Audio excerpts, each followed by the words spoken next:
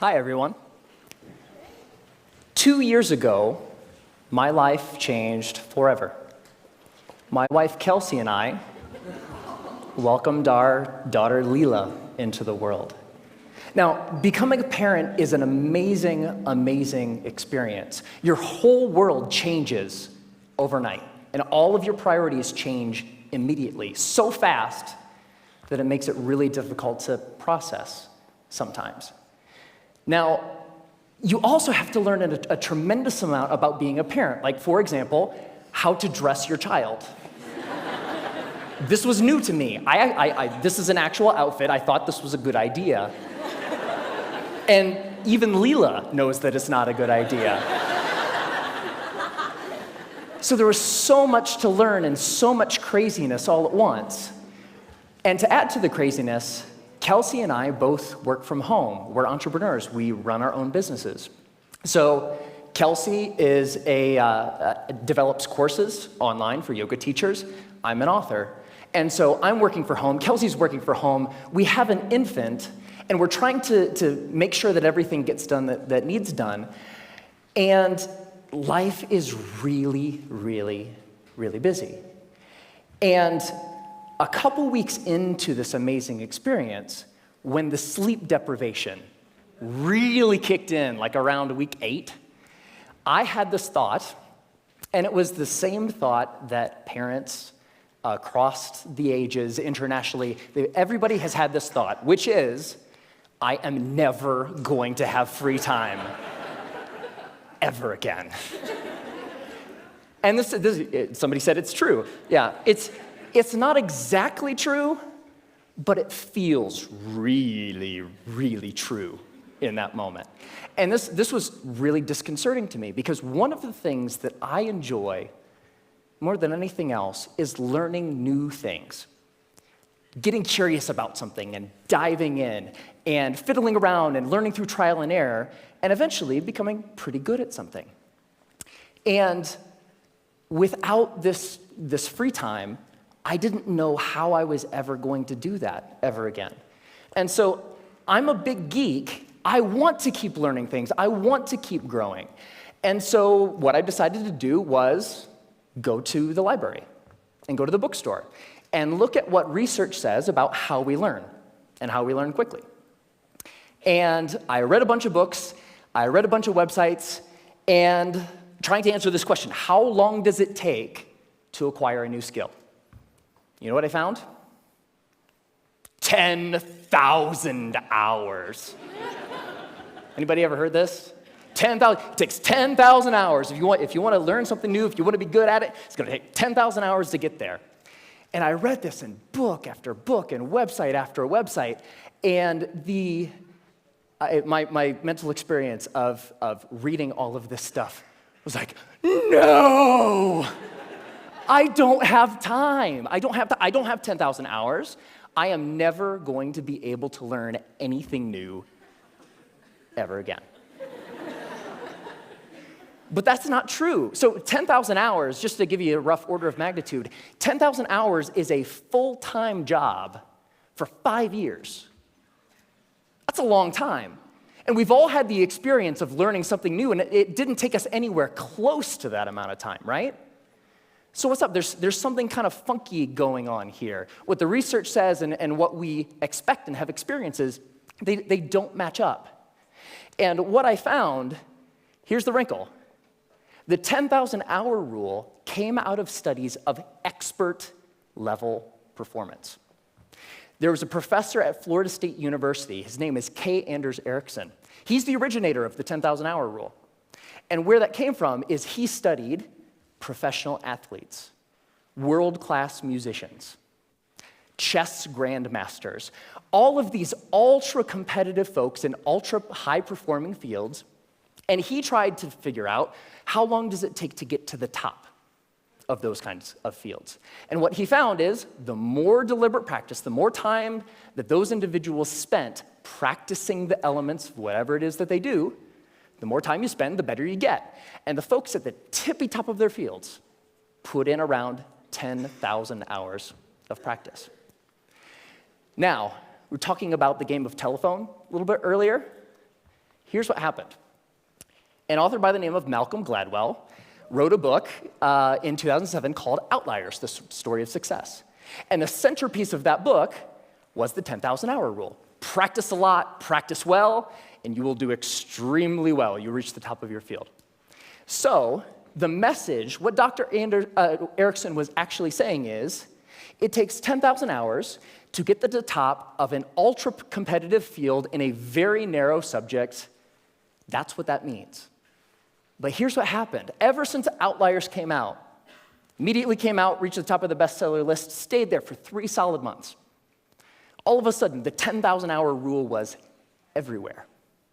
And a society-wide game of telephone started to be played. So this message, it takes 10,000 hours to reach the top of an ultra-competitive field, became, it takes 10,000 hours to become an expert at something.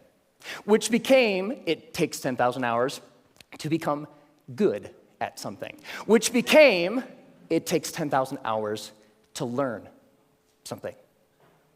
But that last statement, it takes 10,000 hours to learn something, it's not true. It's not true. So, what the research actually says, if I spent a lot of time here at the CSU library in the cognitive psychology stacks, because I'm a geek. And when you actually look at the studies of skill acquisition, you see over and over and over a graph like this. Now, researchers, whether they're studying a motor skill, something you do physically, or a mental skill, they like to study things that they can time, because you can quantify that, right? So they'll give research participants a little task, something that requires physical arrangement or something that requires learning a little mental trick, and they'll time how long a participant takes to complete the skill. And here's what this graph says. When you start, so when researchers gave participants a task, it took them a really long time because it was new and they were horrible.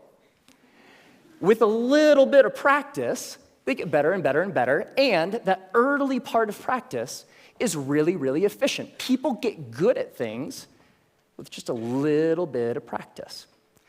Now, what's interesting to note is that if, we don't really, for skills that we want to learn for ourselves, we don't care so much about time, right? We just care about how good we are, whatever good happens to mean. So if we relabel performance time to how good you are, the graph flips, and you get this famous and widely known, this is the learning curve. And the story of the learning curve is when you start, you're grossly incompetent and you know it, right? With a little bit of practice, you get really good really quick. So that early level of improvement is really fast.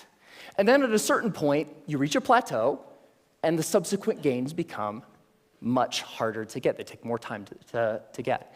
Now, my question is, I want that, right? How long does it take from starting something and being grossly incompetent and knowing it to being reasonably good in, hopefully, as short a period of time as possible? So, how long does that take? Here's what my research says. 20 hours. That's it. You can go from knowing nothing about any skill that you can think of. Want to learn a language? Want to learn how to draw? Want to learn how to juggle flaming chainsaws? If you put 20 hours of focused, deliberate practice into that thing, you will be astounded at how good you are. 20 hours is doable. That's about 45 minutes a day for about a month, even skipping a couple days here and there. 20 hours isn't that hard to accumulate. Now, there's a method to doing this, because it's not like you can just start fiddling around for about 20 hours and expect these massive improvements. There's a way to practice intelligently. There's a way to practice efficiently that will make sure that you invest those 20 hours in the most effective way that you possibly can. And here's the method. It applies to anything. The first is to deconstruct the skill. Decide exactly what you want to be able to do when you're done, and then look into the skill and break it down into smaller and smaller pieces. Most of the things that we think of as skills are actually big bundles of skills that require all sorts of different things. The more you can break apart the skill, the more you're able to decide what are the parts of this skill that will actually help me get to what I want, and then you can practice those first. And if you practice the most important things first, you'll be able to improve your performance in the least amount of time possible. The second is learn enough to self-correct. So get 3 to 5 resources about what it is you're trying to learn. Could be books, could be DVDs, could be courses, could be anything. But don't use those as a way to procrastinate on practice. I know I do this, right?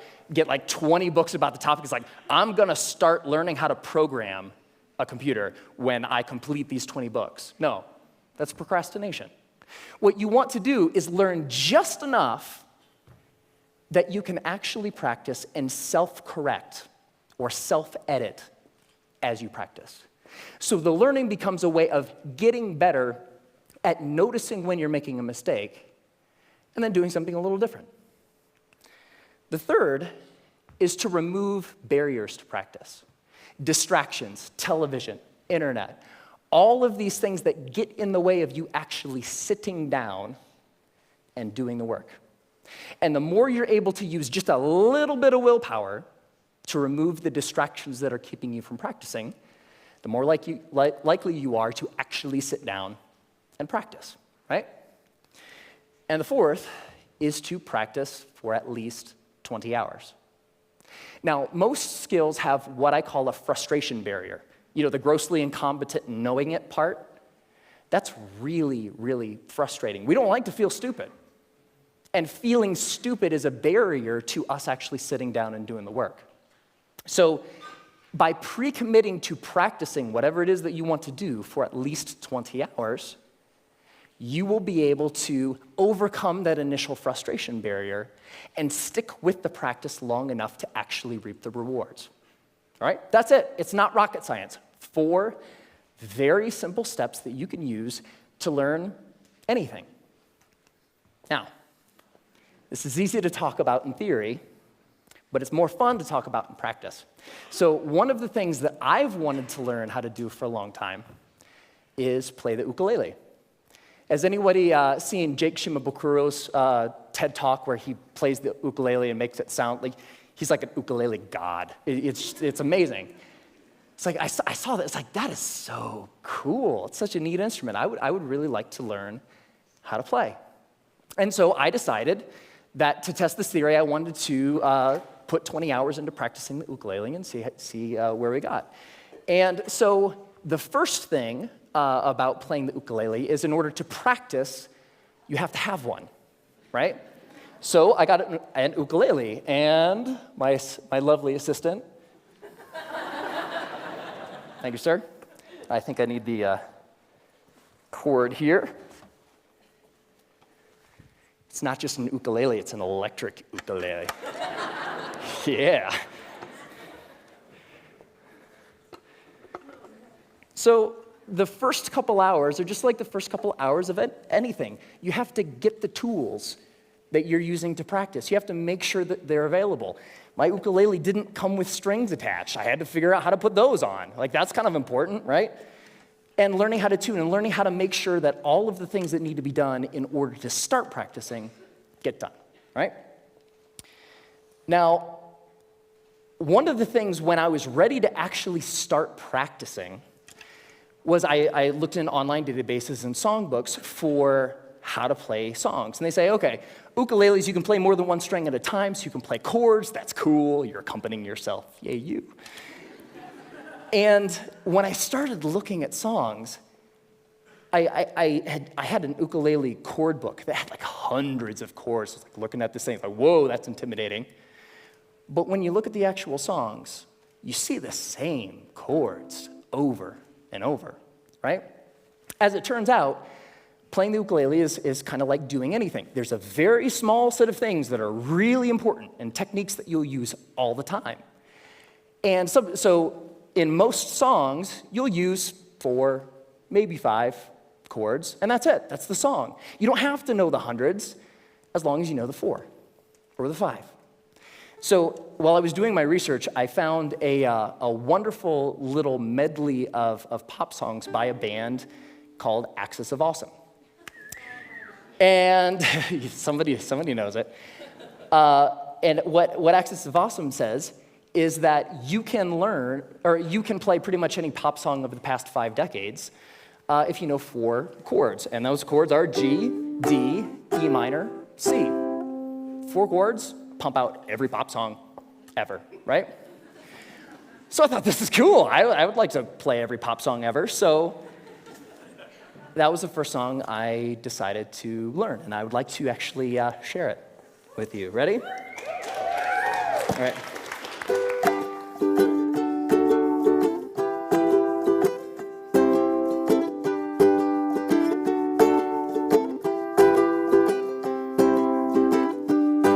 Just a small town girl living in a lonely world.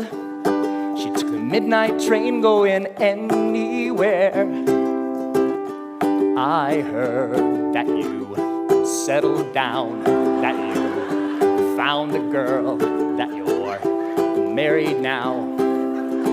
Every night in my dreams I see you, I feel you. That is how I know we'll go on. I won't hesitate no more, it cannot wait, I'm yours. 'Cause you are amazing, we did amazing things. If I could, then I would. I'd go wherever you will. And can you feel the love tonight? Can you live with or without you?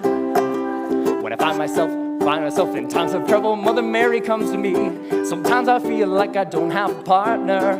No woman, no cry, mama, this surely is a dream. I come from a land down under. Once a jolly swag man camped by a billabong. Hey, I just met you, and this is crazy, but here's my number, so call me. Hey, sexy lady, whoop, whoop, whoop, whoop, whoop 'em Gangnam Style. Time to say goodbye. Closing time. Every new beginning comes from some other beginning's end.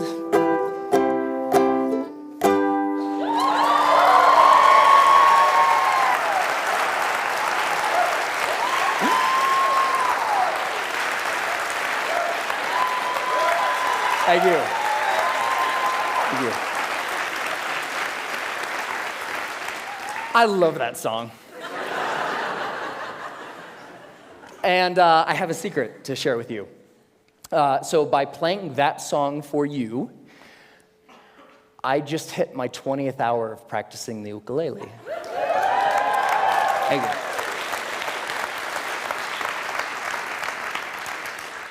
And so it's amazing, pretty much anything that you can think of. What do you want to do? The major barrier to learning something new is not intellectual. It's not the process of you learning a bunch of little tips or tricks or things. The major barrier is emotional. We're scared.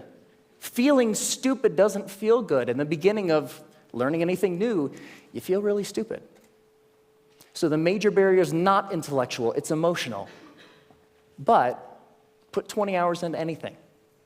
Doesn't matter. What do you want to learn? You want to learn language? You want to learn how to cook? You want to learn how to draw? What turns you on? What lights you up? Go out and do that thing. It only takes 20 hours. Have fun.